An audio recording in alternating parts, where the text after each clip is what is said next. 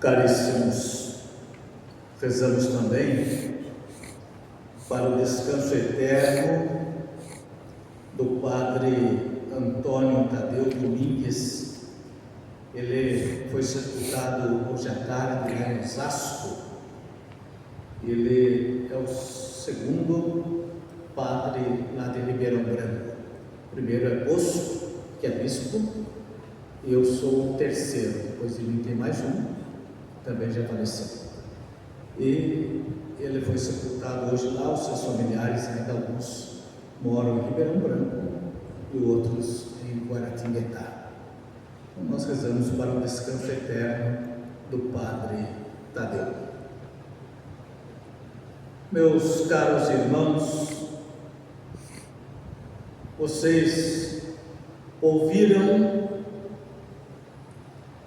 os cuidados que eles tinham com a arca. E nesse livro dos Reis, ele diz o que é que tinha na arca. Na arca tinha as tábuas da aliança que o Senhor estabeleceu com os filhos de Israel. Justamente quando eles saíram do Egito, aspirando vida livre de povo, foram 40 anos na travessia. Aonde é que Moisés recebeu essas tábuas? Recebeu no Monte Horebe. O que continha? Os mandamentos. Se vocês derem uma olhada nos mandamentos com bastante atenção, lá está a chave de uma vida próspera e de qualidade. E o primeiro mandamento é amar a Deus. Não se esquecer do próximo. Quando você vai olhando para ali, logo já aparece em seguida o quarto. O quarto está intimamente voltado ao pai e à mãe. O cuidado da vida que nós lembramos ainda do livro de Jó, você pode fazer o que quiser com Jó, mas a vida dele sou eu. Ele é meu e eu sou dele, disse Deus. A nossa vida, nunca ninguém deve atentar contra a vida, desde o útero materno até que nos encontremos face a face com Deus. Não matar. Homens da verdade, não levantar falso testemunho, não mentir. E assim nós temos esse quadro. Se você for meditar profundamente esses mandamentos, nós teremos uma qualidade de saúde e de vida que vem divinamente ao nosso encontro. Por isso, meus caros irmãos, que nós encontramos eles lá no santuário, e uma nuvem encheu o templo, para dizer: Deus é livre. Ele, tal qual o Espírito Santo, ele sopra quando e onde ele quer. E agora ele está lá na nuvem. Não há um espaço que nós, pensando enquanto homens e mulheres, poderíamos dizer: vamos prender Deus aqui dentro. Não é possível. Ele está ali porque Ele nos ama. E vocês sabem, e devem saber, os ministros já conhecem bem, a finalidade primeira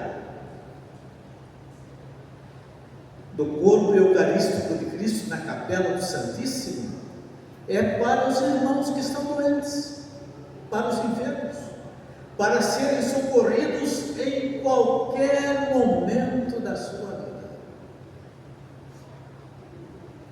Por isso que o capítulo 25 de São Mateus, ele torna real na vida dos nossos irmãos a presença magnífica de Jesus, que pastoreia a vida de cada um deles e faz pela humildade dos ministros, das ministras. Então, quando o ministro deixa de chegar até lá, aquele corpo, aquela morada de Deus, aquele irmão, a irmã, eles ficam sedentos do Senhor. Muitas vezes até participam da missa pelo meio que nós temos, digital e outros meios, áudio, vídeos, mas eles precisam recebê-lo presencialmente. Essa é a graça magnífica. Ele está ali, cumpriu-se a palavra de Deus, fez carne, habitou entre nós, e a presença dele revigora, nos dá um ânimo novo. Por isso que hoje, ouvindo esse texto curto, praticamente 4 versículos, mas de grande ânimo e de salutar presença de Jesus entre nós, as pessoas reconheceram Jesus e começaram a levar a Ele os doentes, em todos os lugares, colocavam ali no público e diziam: não precisa nem tocá-los, basta que nós toquemos a sua roupa, a barra da sua túnica. Então vocês olhem a graça da fé. A fé é uma graça que Deus nos concede, é Ele que nos dá. Você é livre, não paga um centavo para a graça de Deus, gratuita, é envolvente, é um ato do amor para o amado, para a amada. Fé, crer, é uma graça de Deus. E eles assim o faziam, tocavam e ficavam curados. Mais tarde, nos Atos dos Apóstolos, nós vamos encontrar os textos que dizem: eles colocavam os enfermos ali pelas calçadas e ficavam rogando a Deus que os apóstolos passassem por ali, porque a sombra dos apóstolos passando sobre aqueles que ali estavam já era o suficiente para a fé de cada um deles. Olha as maravilhas, vai além do que nós imaginamos. Então, meus irmãos, quantas injúrias apanhou até da sua mãe. Mas tem uma coisa em Santa Bernadette que é muito interessante. Apesar dela ter certeza, ela não deixa de viver o 4º mandamento da lei de Deus. E ela era analfabeta. Guardou o que lhe disseram. O 4º mandamento é honrar pai e mãe. Está nessa arca que vocês acabaram de ouvir na leitura do livro dos Reis, a primeira leitura. E ela diz a Nossa Senhora o seguinte, porque Nossa Senhora disse a ela: eu vou lhe pedir um favor, que você venha estar comigo mais vezes. Você. As amigas estavam ali, mas não viram nada, não escutaram nada, só viam que os lábios de Bernadette mexiam, como se estivesse falando. O rosto era diferente, a sua presença, o seu estar não era igual ao que eles conheciam. E ela disse: eu vou ver com o meu pai e com a minha mãe, se eles permitem estar aqui. Olha bem, honra teu pai e tua mãe. É impossível você estar diante de Deus e não viver os mandamentos. Então ela tem uma ligação íntima, isso confirma: eu estou diante daquela que veio da parte de Deus, porque eu não arredo o pé nem de estar com ela, mas também sou obediente. Aqueles que são carnais de bênção, porque assim o pai é e a mãe também. O Eclesiástico, capítulo 3, diz isso. Tome cuidado com o que você faz com seu pai e com sua mãe, porque eles são um canal, e a bênção deles faz você prosperar. E Bernadette lembra a Nossa Senhora: eu preciso consultá-los, mas é do meu querer, mas eu vou consultar-te. Nossa Senhora não diz nada, nada, nada. Ela é mãe, ela conhece, sabe, e ela retorna com o auxílio da sua mãe, justamente quando retorna Catarine e seus filhos para ela cavocar ali e ter a água para essa mulher. E a água está lá até hoje, e muita gente chega até lá. Eu conheci um padre que me antecedeu, religioso, que também ficou paralítico e banhou as suas pernas na água de Lourdes. Depois de alguns fiéis da sua paróquia, ele estava na cadeira de roda, muito jovem, disseram a ele, um padre italiano, disseram a ele: viu, você precisa dar um pulinho lá em Lourdes, vai lá. Você acredita, tem fé em Nossa Senhora? Sim, claro, como não? Então vai lá. E ele foi. Ele banhou as pernas e foi curado. E da paróquia que ele esteve antes, ele também faleceu lá. Depois dele fui eu. Ele terminou a sua vida fazendo o que disse a Nossa Senhora: por gratidão, enquanto eu estiver vida e saúde, eu vou amparar as crianças das mães que não têm com quem deixar. Em todas as paróquias que ele passou, ele constituiu lá o que nós chamamos hoje de creche, pensão para pequenos e assim por diante. E cuidou bem, fez o possível. O impossível é Deus que realiza, e ele cuidou das crianças até no seu derradeiro momento.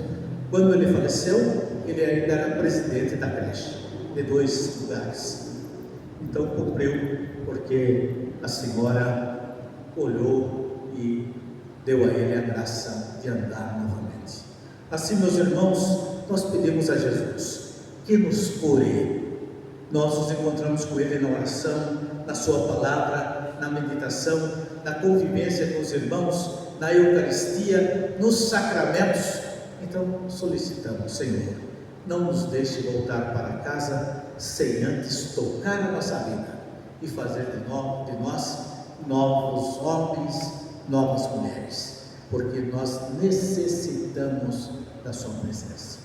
Rezamos por aqueles que é tão sofrido e dolorido. Você está num hospital, numa casa, e você saber que tem parede ali, parede aqui, janela aqui, porta, cachorro, gatos, galinha e outros todos, e não tem a vida humana, só tem a minha. É muito triste. Já conheci algumas situações que os idosos ficavam praticamente presos, porque os familiares eram necessitados do trabalho e não tinham mesmo condições de pagar alguém. Ele tinha razoavelmente uma condição de locomover, e o ministro dava comunhão no portão, porque tinha medo de ele sair na rua, por um buraco no portão. O ministro rezava e dava comunhão, e o ministro lá no sol, e ele lá do outro lado com guarda-chuva, e o ministro que também, para proteger do sol, ficavam conversando ali no portão. E ele se alegrava, nem via a hora de chegar o dia do ministro. Assim também ele recebeu ali, dessa forma, a unção dos enfermos. Agora, estes irmãos necessitam da sua oração. Eles precisam muito, para não desanimar, para não deixar que na cabeça se acomode as titicas de galinha, que quando nós ficamos sozinhos, se acomodam muito porcarias. Imaginou um homem ou uma mulher doente? E essas coisas nos atrapalham muito, tiram o nosso ânimo. Então que Deus nos ajude. Outras vezes você encontra pessoas no hospital tirando a sonda da alimentação, precisando amarrar, porque não tem quem cuide deles. Não tem parentes, não tem amigos. Às vezes na hora do velório, pergunta lá para a esposa, a senhora tem filhos? Não. A senhora é a senhora, o seu esposo? Sim. Talvez os meus vizinhos, eles são bons. Talvez eles são bons. Esse dizer são bons, tenho esperança que eles cuidem de mim, porque estou sozinho. Então é para estes que nós oferecemos as nossas orações, a Santa Missa que nós estamos rezando, e pelas intenções particulares de cada um de vocês, que nós possamos ter sempre a intercessão de Santa Bernadette, a Senhora de Lourdes, em nosso favor. Louvado seja nosso Senhor Jesus Cristo. Caros irmãos, fiquemos em pé.